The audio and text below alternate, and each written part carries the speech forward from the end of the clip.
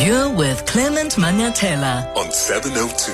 Let's walk the talk. Streaming on the Prime Media Plus app. DSTV channel 856. 92.7 and 106 FM.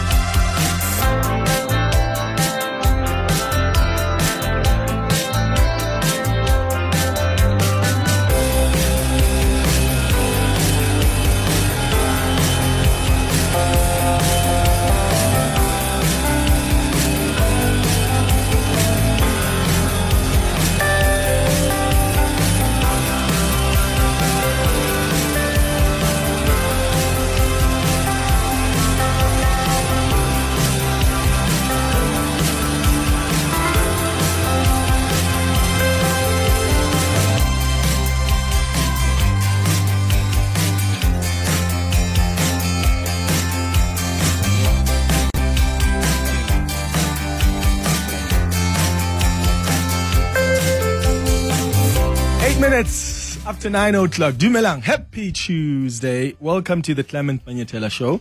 Thank you for joining us here on 702 on this, what date is it today? On this 3rd day of March.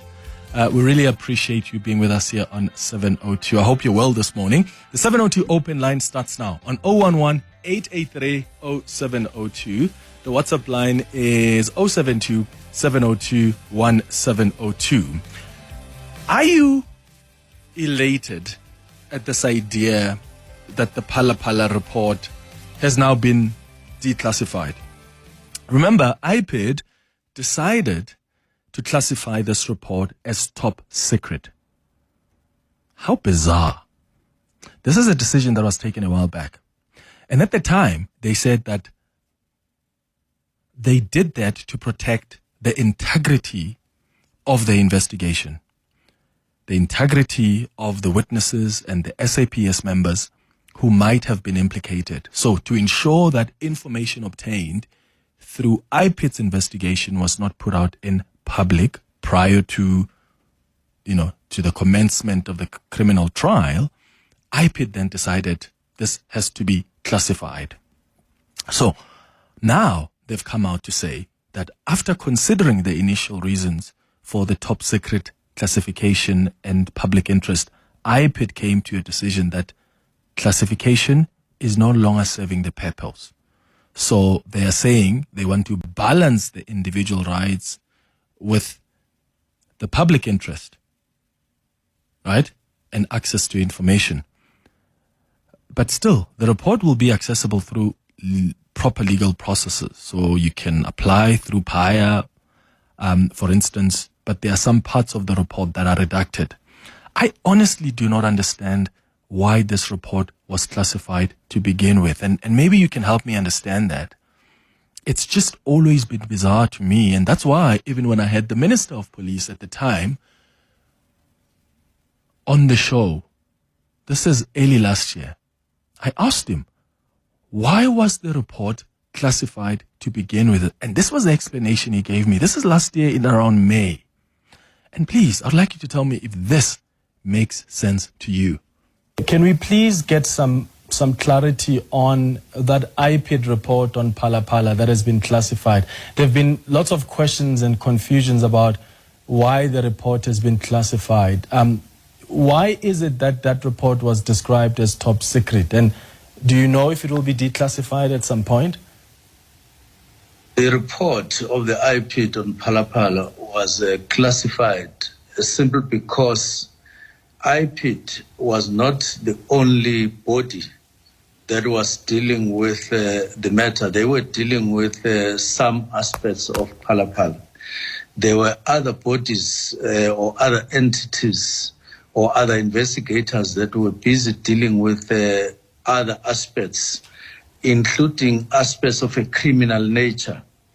Now, whatever the report of IPID has inside, it has to be checked across, corroborated, and those that are involved, they need to be informed in a due process, in a properly measured process, so that you don't unduly disclose something when another body or another investigator is still dealing with some critical matters of a criminal nature. So it was actually a matter of trying to be as coordinated as possible on the side of IPID, which they reported to us was behind that report being classified. So once they have collated all the information and done everything that they need to do in terms of the due process, we believe that there would be no reason to keep the report as such. So here's the challenge for me, and please give me a call or send me a WhatsApp voice note and tell me if you understand why IPID had taken this position. In fact, let's say the police have taken this position, because this was the police minister trying to justify why this was classified. And by the way, the current acting minister, Minister Kachalia, I think he realized that this just doesn't make sense. And he's the one that's been putting pressure on IPID because he also doesn't want pressure under him. Because this just doesn't make sense. And if it wasn't for him, I don't think this report would be even declassified at this point. Right? So why was it classified to begin with? You see why South Africans have believed there have been attempts to shield the president from accountability? It's actions like this. I mean, this is a critical information. This is a critical investigation with critical information which pertains to a matter of national interest. So why then is it top secret? And we already knew about some of the police officers who work for the president's security. We knew about what their actions were. I mean, that was already widely published in other investigations that were put out there as well. That's what we knew. So what exactly was going to be, shocking, for instance, when you are dealing with information like that I would argue was already publicly available? So let me know your thoughts, please, on 011-883-0702. WhatsApp's on 072-702-1702. I'm also interested in your thoughts about what's happening in Iran. Do you think, because the story is developing, so we're going to be talking a lot about it, but do you think that there's a post-war plan? It doesn't look like there is. It's almost like America is going with this bomb and hope strategy. So bomb your way through and hope that people are going to rise up against the regime in Iran. That has not particularly worked because you don't have really thousands of people on the streets who are saying regime down. In fact, you've got other sections who've celebrated what America's intervention has been, but you've got other sections who've been mourning the assassination of the supreme leader.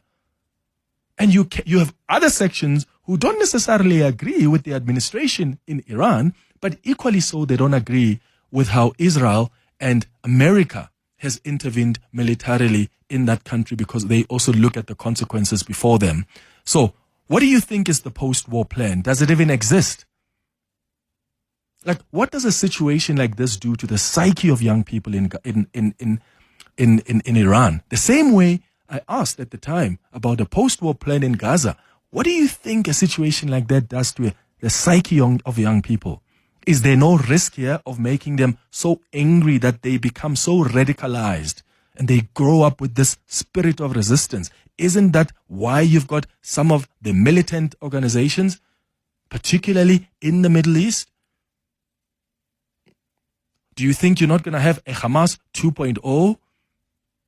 If there are children who have grown up and all they've seen is seeing their parents being killed, their fellow friends who are as young as them being killed, left, right, center, what do you think that does to the psyche of young people?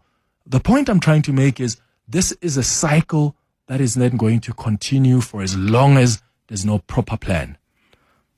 You can give us a call to share your thoughts. 011-883-0702. WhatsApp's on 072-702-1702. Clement Manyathela, streaming on the Prime Media Plus app. DSTV channel 856 92.7 and 106 FM. All right, I want us to start the 702 open line with Professor Firoz Kachalia, who is the acting Minister of Police. I've asked him to come through just quickly to explain this decision now to declassify this report. Minister, thank you so much for making time for us at such short notice. I always appreciate you willing to engage with us. Good morning. Good morning to you and your listeners. Why has IPID now decided to declassify this report? So, first I'd like to explain to your listeners who may not be familiar with IPID's mandate. IPID is a legally, constitutionally independent body. It makes its own decisions on the matters that it must investigate. Sometime last year, IPID informed me that they had classified this report. I do not recall all the reasons, but it was on the basis that they did not want to compromise an ongoing criminal investigation. My memory is correct. About a few weeks ago, they informed me, as they're required to do, because they also have reporting requirements to the minister, that they had declassified the report. So those decisions to classify and declassify are decisions made independently of the ministry. I hope that clarifies matters. Okay, does that mean, Prof, if I can follow up there with a question, does that mean every single time that IPID investigates a case, they classify that report until the investigation is done so that they don't compromise the investigation? No, that's a good question. No, it does not mean that. They provide classification, which of course I'm not entitled to second guess, a few months ago. So I don't recall the full explanation for the decision to classify, but I do recall that there was that one of the reasons, at least, was that it would compromise an ongoing criminal investigation, but they did explain the decision that they made at the time, which is about 6 months ago. Yeah. I'm interested, Minister, because, and honestly speaking, it does not make sense, at least to me and many other South Africans, that every time IPID does an investigation, it doesn't take a similar approach. I don't remember IPID ever saying, and they've investigated other sensitive cases before. I don't remember them saying, we're going to classify this report because we're worried about the integrity of the witnesses. We don't want to compromise the investigation. And yet with the Phala Phala report, that's exactly the approach that they have taken. Were you satisfied with the reasons that they gave you when they explained why they classified this report to begin with? So let me just be clear that decision, I was informed of the decision as they were required to do, because they have reporting requirements to the ministry about 6 months ago. I recall the single reason, but they did provide an explanation. I think that is a matter of some interest, and sorry, Minister, we lost you there. You said that's a matter of interest, and you could explore that matter with IPID and its spokesperson. The important point is also that they have now declassified the report. And there are obviously reasons that informed this decision. So those are matters that can be explored with IPID, because in principle that is the right avenue. This is an independent body. and they should be accountable for the decisions that they made. Absolutely, and I've tried to get them on the show to explain what the rationale has been, and we're just struggling to get them to come on the show. That's why I appreciated you so much for coming through, and I am aware, Minister, I accept. IPID? Okay. Minister, I've just been told by the producers that IPID has now suddenly made themselves available. So I wanted to say that I am aware that also you're limited because you've only just been given these briefings and you were never there from the beginning when the decision was made. So let me thank you for coming through and explaining from what you have received from them. I really appreciate your time. Pleasure. Thanks very much. Thank you. Professor Firoz Kachalia, the acting Minister of Police. You see, you can see there that he's not completely convinced. He says, oh, that's a good question. That's a matter of interest. That's something that can be explored with IPID. So let's get IPID on the line and hear how they are able to explain how this report was classified to begin with. And look, I'm not saying them declassifying it is not good news, but that's not where we should stop. If there are decisions that have been taken that we think are bizarre as South Africans, we need to be able to have the opportunity to get some clarity on them. So Lizzie Shuping is the spokesperson for IPID on Phala Phala. She was on 7:02 afternoon yesterday with John Perlman, but they mostly focused on the declassification and what it means and what processes can be followed for people who want to get the report on their hands. But Lizzie, thank you so much for coming through. Good morning. Good morning, Clement, and good morning to 702 listeners. So you've already explored with my colleague John Perlman yesterday about the processes post this declassification, but I'm more interested in the reasons for the classification. Can you confirm this morning to our listeners if every single investigation you do as IPID, you classify it to avoid compromising the investigation? No, we do not classify all the investigations that we do, but we have to look and assess the investigations that we do, and a determination will be made on whether to classify or not. But if I have to focus on Phala Phala, at the time when we concluded our investigation, there was still a DPCI investigation that was ongoing. And at the time, we did not want to prejudice the investigation because there were some common elements between our investigation and the DPCI investigation. And they informed us sometime last year that they had concluded the investigation, and that is the reason why we then felt that we should declassify the report. Okay. The DPCI, is, if I remember correctly, it was a while back when they decided that they're not going to follow through with the charges. Like, in fact, the NPA ultimately decided so. So when exactly did the Hawks tell you that they are done with their investigation? Because that happened a while back. No, it was sometime late last year, just that I don't have the date with me. Late last year? Yes, late last year. No, I'm sorry. The Hawks is the DPCI. Yeah. It was late last year that they told us that they now had concluded the investigation. And that is why we had to sit as IPID and review our decision on the classification of the report. And that is now because we felt that there's no prejudice anymore that would happen, then we have to declassify. Lizzie, I've just checked my notes here because I thought maybe I was going crazy. Because I remember back in 2024, the Hawks confirming that the former security chief of President Cyril Ramaphosa, for instance, is not going to be prosecuted. So my understanding is that between 2024 and 2025, that's when the Hawks had actually ended their investigation. It didn't end late last year, which is why the NPA announced many months ago that there were not going to be any prosecutions in this matter. So if that announcement would have been made so long ago, why would the Hawks then come back to you only late last year to inform you about something they had already informed the public about quite a long time ago? Clement, the Hawks were busy with the investigation, a criminal aspect of the investigation, and IPID was looking at the conduct of officers who handled the matter. Yes. So, yes. And because I'm saying there were common elements, we did not want to prejudice them. But to be clear, the common element was the police, right?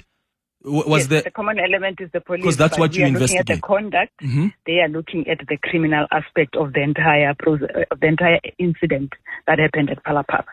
So late last year, they did confirm to us in writing that they had now concluded their investigation. And that is the reason why then we felt that we should then reconsider declassifying our report. So the common elements here is that you are investigating the SAPS members who were involved here, their conduct. The Hawks were also investigating. Part of their investigation are probably dabbled in that. Isn't that the commonality here? Yes, that's what I'm saying. If that is the commonality, then why did the Hawks in June 2024 announce publicly that Wally Ruode, for instance, who is the person that I would imagine as IPID you are investigating, and they were also at some point investigating. Why would the Hawks in 2024 announce that this person is not going to face prosecution for the alleged cover-up of the Phala Phala robbery? And then this is back in 2024, and they only communicate to you in 2025 late that, oh, we're actually done with their investigation, because it wouldn't make sense for the Hawks to announce this if they were not done with their investigation. I mean, why would you announce that someone is not going to be prosecuted if you're not done investigating them, or the entire case for that matter? Clement, the Hawks were investigating the entire criminal part. And because some of the witnesses as well that we had, they needed information from them.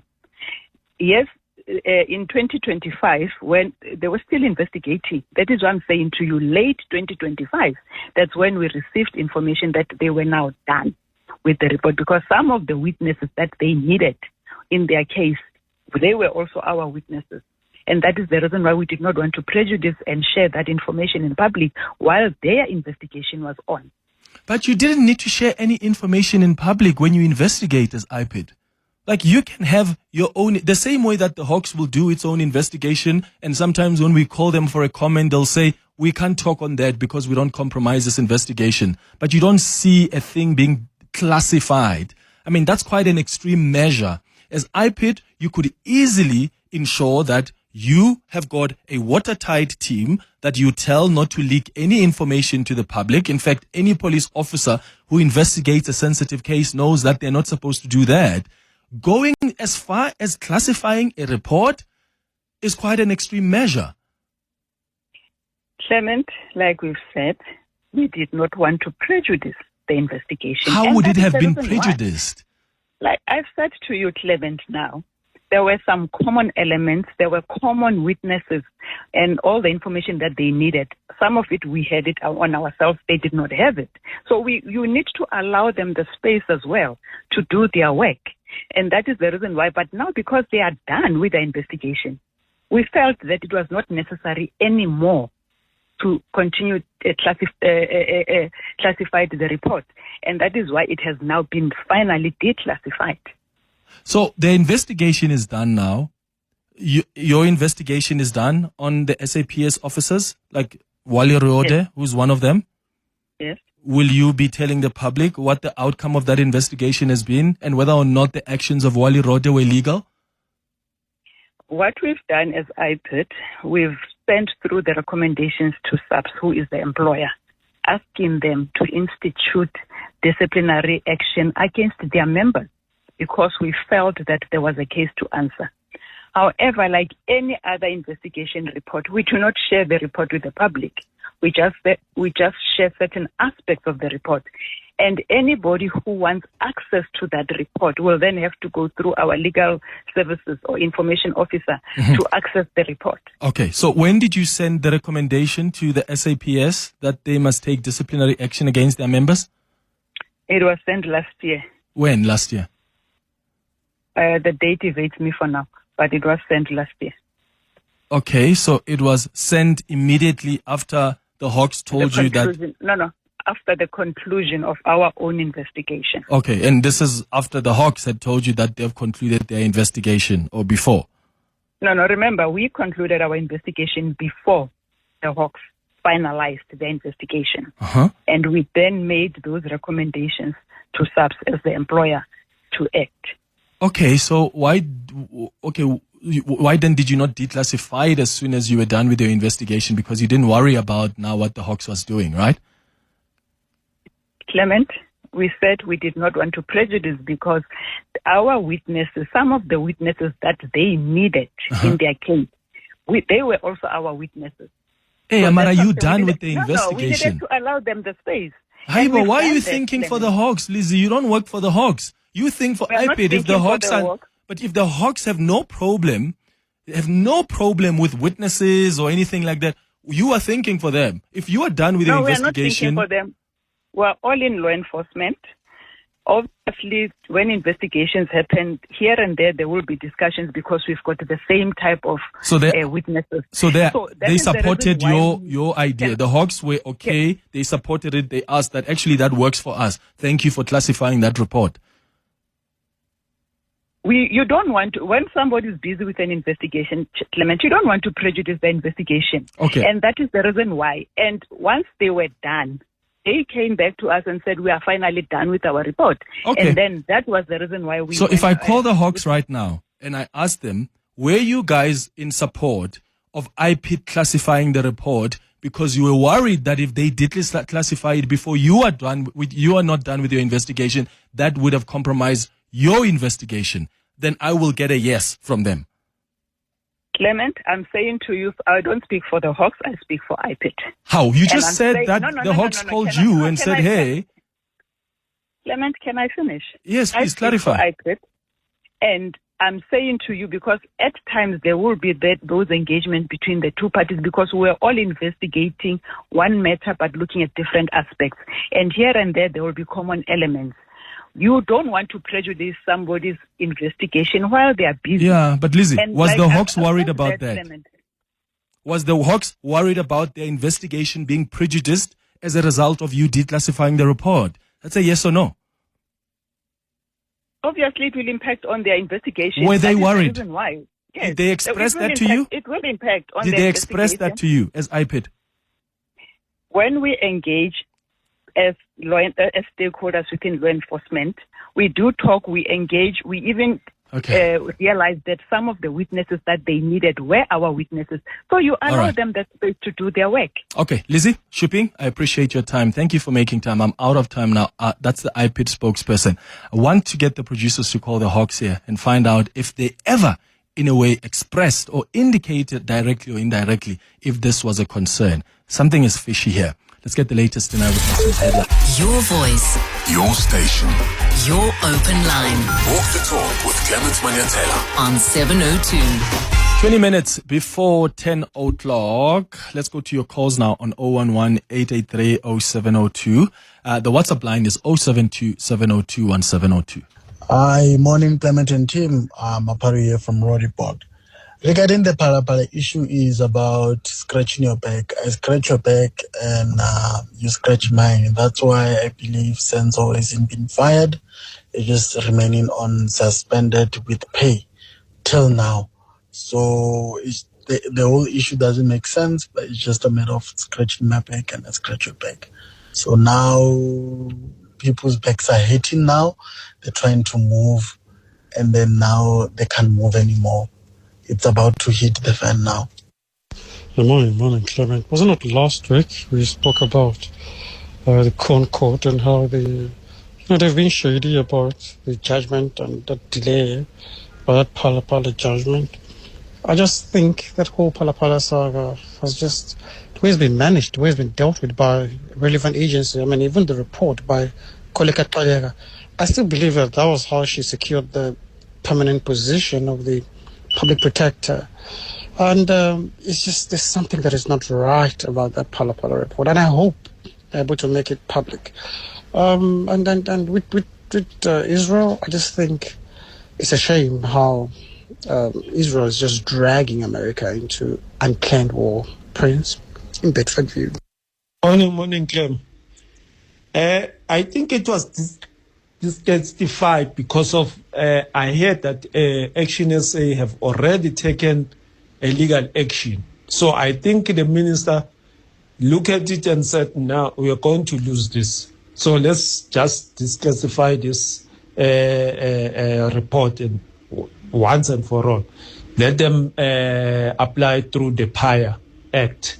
as I've heard, I think Michael Bott yesterday saying they've already done that. They are just waiting for the minister to the minister to come back to them to give them the report. So I think it was the action that was coming. That's why they declassified this information. Thank you. Yeah, maybe that is the case. But I would have loved for it to get to court, because I would have loved to hear what the explanations from IPID would have been. And it's possible that IPID decided to declassify because, they saw what was coming. Remember, it's like with what happened with the budget speech. Remember last year in Feb, when it was postponed and the GNU couldn't agree. And what happened? Was it the EFF? And which other parties? The DA and the EFF? Or was it one of them that went to court? And then suddenly, then you've got the minister who then they agree. There's an out-of-court settlement because the judgment on that would have been so scathing for Treasury. Now, there are a few things, there's just a few discrepancies here. And all I'm trying to do is to figure out what is going on, because I do feel like something is just weird here. The way that, first of all, I played you the clip of the Minister Senzo Mchunu, where he explains, we didn't want to compromise the investigation. Okay, cool. That's still bizarre, because do you know how many times IPID has done interviews concurrently with the Hawks? Or just even normal divisions of the SAPS? In fact, on all the cases that IPID takes up, there's likely to be an investigation already in the SAPS or in the Hawks. Why? Because what IPID investigates are actually the conduct of police officers. IPID doesn't investigate a burglary, or they just investigate whether the officers who were on duty followed the law. Did they do anything illegal? Now, IPID is confirming to us that last year they sent an email to the SAPS to say you have to take action against these SAPS members, which would include, I would imagine, Wally Ruode, who was the head of security for President Cyril Ramaphosa. The challenge I have is IPID says, no, we don't classify every single report that we work on. And yet there are no special circumstances in this case that are widely different to what IPID normally deals with. As I say, there are normally cases that the Hawks will investigate, or normal divisions within the other divisions within the SAPS. They will investigate cases, but those cases may involve police officers. That aspect can also be sent to IPID as an independent institution to continue with that investigation. So why is it that in this case, then the report gets classified? Because if IPID has classified other reports before, because they're investigating police officers, and the Hawks was also investigating, or, other divisions in the SAPS, they were both investigating sort of the same case, so they didn't want to prejudice on each other's investigation, then IPID would have mentioned to us that we've classified the report before because we were faced with similar circumstances. And I'm just finding it difficult to figure out why there were extraordinary special circumstances here. And then I interviewed the acting police minister, and I'm asking him, were you satisfied with the reason IPID gave you? And he can't really say yes or no. In fact, he says, you get IPID, they must be held accountable, they must be asked the questions. Why would the police minister not tell you whether or not they support an organization that reports to him? Because if he was convinced, the same way that Senzo Mchunu was convinced of the reason for the classification, which is why he was able to explain it, the acting minister now is unable to, and that tells you that something is fishy here. He probably was not happy with that explanation. All I'm saying is something seems to be weird here, and I don't know what it is, but we're going to get to the Hawks and ask them if they've ever expressed any concern to IPID about the possibility of their investigation being compromised should IPID declassify the report. On the WhatsApp line, Anonymous says, hi Clement, the spokesperson from IPID is not making sense. How can you decide not to prosecute someone and then conclude with the investigation? How do you come to the conclusion to not prosecute unless you have concluded the entire investigation? Well, her explanation is that, in fact, there were witnesses that the Hawks was dealing with, and there were witnesses that they were also dealing with, and they didn't want to prejudice any of the investigation. It's still not making sense to me, but I'm sure it is to some of you. So let's listen to some of what you've had to say on the WhatsApp line on 072 702 1702. Morning, Clement. In all honesty, I understand what the lady's saying, and I think it makes complete sense. They need to allow each arm of the law to do their work without any hindrance from other investigations. If they come up with the same thing, they come up with the same thing. But yeah, I really honestly understand where she's coming from. It's like when you take an exam, you don't share your paper with other students before they are done. So yeah, I think it's that simple, and I completely understand where she's coming from. No, but the problem here is nobody said IPID must go and share the report anyway when there are people that are still investigating. Nobody said that. Do you understand that police officers who work for IPID are forced to keep their investigations private? They don't go around talking about it in the media. And even if I called IPID and I said, tell us what's happening with that report, they could just say, like they've said before, no comment. The matter is still being investigated. We don't want to compromise the investigation. That's all you need to do. Taking an additional measure of classifying a report is quite extreme. And which is why it's got to concern you and I, because next time it's going to be another politician who has appointed someone at IPID who is sympathetic towards them, and they're trying to protect them, and they just easily classify reports. We cannot operate in an environment like that. 10 minutes before 10 o'clock.